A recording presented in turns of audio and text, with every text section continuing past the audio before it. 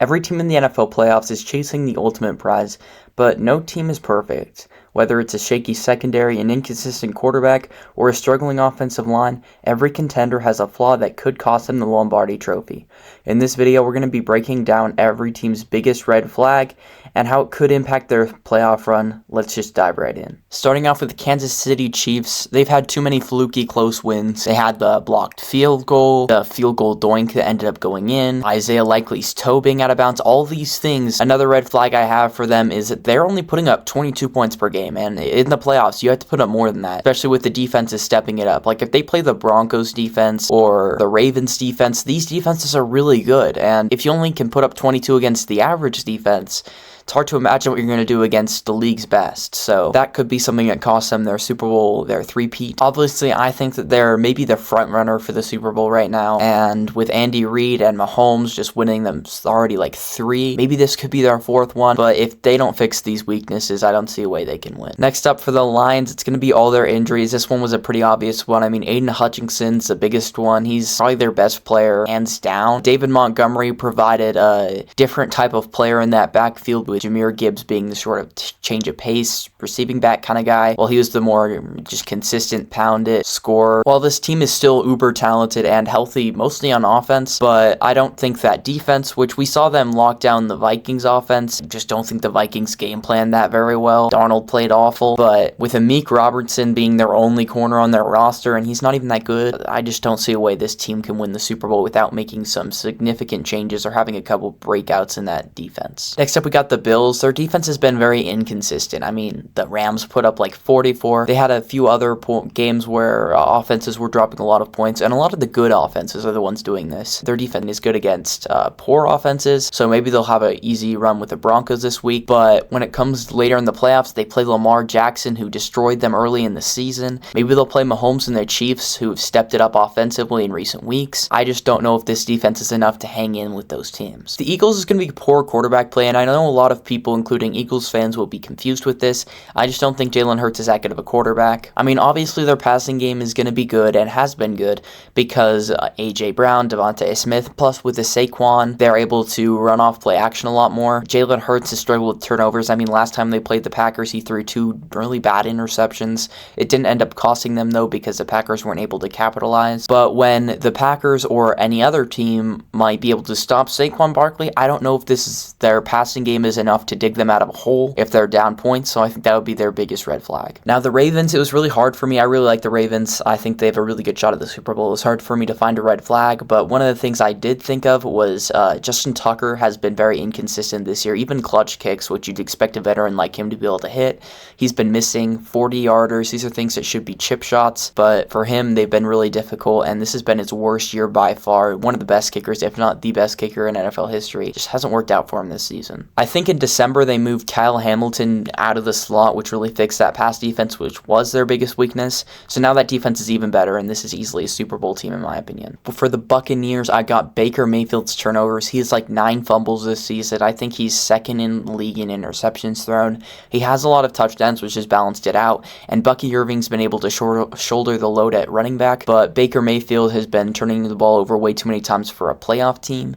Once you get into the playoffs, you can't make mistakes like that and expect to win games, and their defense is not good enough for them to make up for it in the big games against the league's top offenses. For the Texans, I'm going to go with Stroud's fall off. Last season was one of the league's best quarterbacks. This season, definitely not. That whole roster has developed so well this season. The defense, the secondary has been so good. The addition of Daniel Hunter has really helped this defense alongside Will Anderson, so that defense is playing at an insane level. The offense has taken a huge step back, however, which has sort of balanced out the team, so it's just about what we saw last season. If Stroud can step it up in the playoffs, obviously they could do some damage, but what we've seen this season, he's been one of the worst quarterbacks in the league from film standpoint. Next up, I got the Rams. I'm going to go with inexperienced players. They do have a lot of veterans on their teams like Matthew Stafford, Cooper Kupp.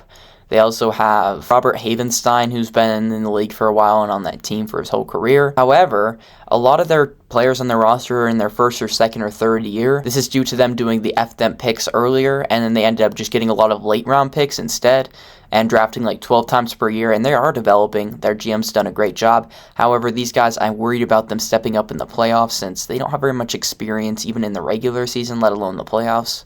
A lot of this roster, in fact, most of it wasn't on their Super Bowl team they had a few years ago, so I worry how that will translate in the playoffs. And along with that, they've been pretty inconsistent, sometimes beating the best teams like the Bills, other times losing to teams like the Seahawks. Next up, I got the Chargers, and on paper, from the stats, this team should be maybe the best team in the NFL.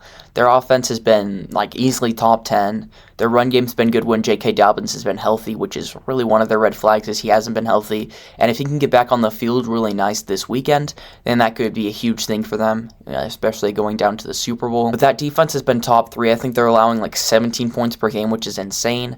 I just don't know how they haven't been able to win games. They've been just not finishing the games the way you'd like to see. I mean, that Chiefs game, they really botched that final drive against them. They ended up losing them the game, obviously, on the doink kick that went in. They're just these kinds of things that they just got to fix if they want to make a run, but I believe they can if they can just fix a couple things. Next up, I got the Vikings, and their biggest red flag is going to be Sam Darnold. I mean, he just went like 10 of 25 for 90 yards on Sunday night against the Lions, and the Lions defense is awful right now.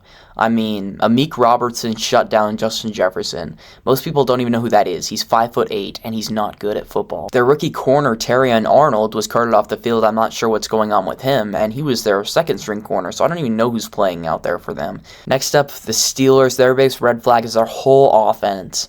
Najee Harris has not been that good this season. Obviously, maybe his best season of his career. He's just never been that good of a player. Jaylen Warren's stepped it up lately, but he's just not been the volume guy, not getting enough touches for him to really count. Russell Wilson had a really good middle of the season, and then he's definitely just not been that good recently. Been one of their biggest reasons for not winning the last 4 games in a row, I think. George Pickens looks upset. He's not giving it his all. They don't have anybody else outside of him in that receiving core. Freiermuth's been fine. I mean, this whole offense just isn't that good for maybe a top 3 defense in the NFL to not be contending at all. It's just crazy. Next up for the Commanders, I know the easy one's just they got a rookie quarterback. A rookie quarterback's never made it out of the championship game, but I'm going to go with something a bit different. Their defense. I think it's a really big weakness. They're allowing 30-plus points per game against teams in the playoffs. If you look at their numbers in general, they're solid. I mean, it's 23 points per game, but all of those points are coming against playoff teams, which is where they are. They're in the playoffs. So that's a huge problem for them. And that offense, I worry about how it'll perform against the better defenses. Jaden Daniels has struggled at times, and if teams can attack him, and they can't put up points, they just won't be able to win any games. For the Broncos, I'm not just going to say rookie quarterback, as I said before, so I'm going to go with 0 run game. That run game's so bad. Their leading rusher, Javonte, has 511 yards. Just terrible. That's 30 yards per game. I don't know how this team's been winning games at all. It's very impressive for Bo Nix and that defense to be able to carry this non-existent run game. But in the playoffs, you got to have a run game so you can set up the play action and attack defenses in different ways. And if you can't do that, there's just no way you're going to be able to win any games, especially if you're starting off against the Bills. Next up, we got the Green Bay Packers, who are obviously going to win the Super Bowl, as you can see behind me. But our biggest weakness and red flag has got to be our consistency against good teams. I mean, you look at the Packers' game plan the last month and a half. Against the Seahawks, jump out to a big lead running the ball, and just cruise the whole game, destroy them. So this team can get good game plans and can beat good teams, because the Seahawks had 10 wins this season. They're a good team.